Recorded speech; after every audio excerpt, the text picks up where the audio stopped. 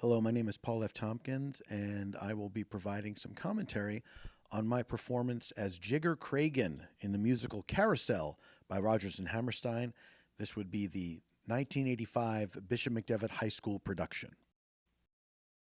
If you're not familiar with Carousel, it is the story of Billy Bigelow, who sounds like he's from Middle-earth, but in fact is a hideous carny and domestic abuser who, for some reason, is the hero of the story. I play Jigger Cragen, who is some sort of whaling man and also criminal. I guess he goes out and he does stuff on a boat, and then whenever he's on land, he's doing crimes. Hey, Billy! Where are you going? Stick with me. After we get rid of my shipmates, I want to talk to you. Got an idea for you and me to make money. How much? More than you ever saw in your life. Hey, kid, many and many a long day. The people who live on land are hard to understand. When you're looking for fun, they clap you into jail. So I'm shipping off to sea, where life is gay and free, and a fella can clip a hook in the hip of a whale. No, I don't know when. Besides, there was a moon shining on like a torch. Although I was very self-conscious about my appearance when I was in high school, I did find myself very hot in this outfit and was secretly delighted that I got to smoke on stage. So Jigger has a tip that there's some wealthy guy who walks around with thousands of dollars in his pocket on the docks every Tuesday night or whatever the hell, and he enlists Billy to help him in a robbery. Billy, for some reason, thinks he's above this.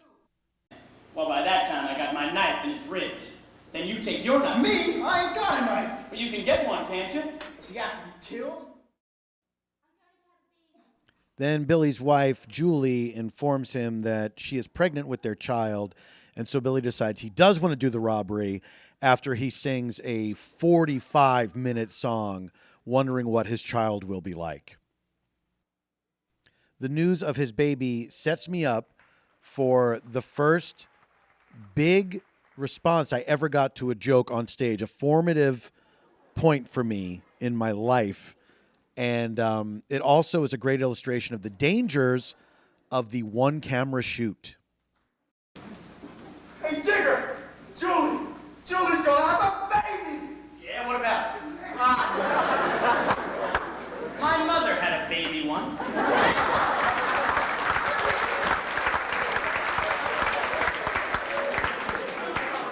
Then Jigger has a confrontation with this lady whose name escapes me, who is the owner or something of the carnival Carousel, and she has designs on Billy herself. Jigger considers her a threat for some reason, and so he tries to shame her. And then I deliver this insult, which is truly horrific, and the response from the crowd actually unnerves me when I look at it now. Nobody knows him like I do, and nobody's going to get him away from me. And that goes for you. Who wants him? If he's gonna let himself get tied up to an old wobbly-hipped slut like you, what good would he be to me? It seemed like people were delighted, sort of psyched that I called her a wobbly-hipped old slut. Later in the show, there was a seemingly meaningless detour where I get to sexually menace a woman. She resists my advances, so I decide to trick her by showing her what I call self-defense moves, which is an excuse to get on her. Here, let me just show you a simple one. This might save your life someday. Now, suppose a fella grabs you like this. Now you put your two hands on my neck. Now pull me toward you. That's it. Now pull my head down. Good. Now put your left arm all the way around my neck.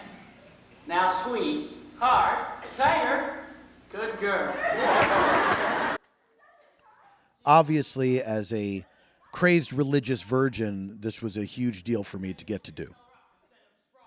We are discovered by her fiancé, and before I get to carry her away, I have to release her. And I want you to notice, look closely, I almost kill her while placing her back on the stage.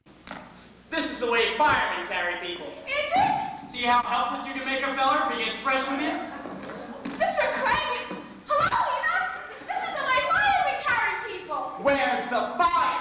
You're always showing me how to defend myself. It didn't look like you had learned very much by the time I came. Just narrowly escaped being dropped to death by an even more twinkified Where's Waldo. Well, Jigger and Billy attempt the robbery, and it immediately falls apart. Now don't budge. Either one of you. Drop that knife. Drop it. Ahoy up there on the Nancy Bay. Captain Watson, anybody up there? Ahoy down there. And that concludes my role in the show. But I do want to talk a little bit more about Carousel. If you're not familiar with it, what happens next is, to avoid being imprisoned, Billy kills himself in a truly horrific way.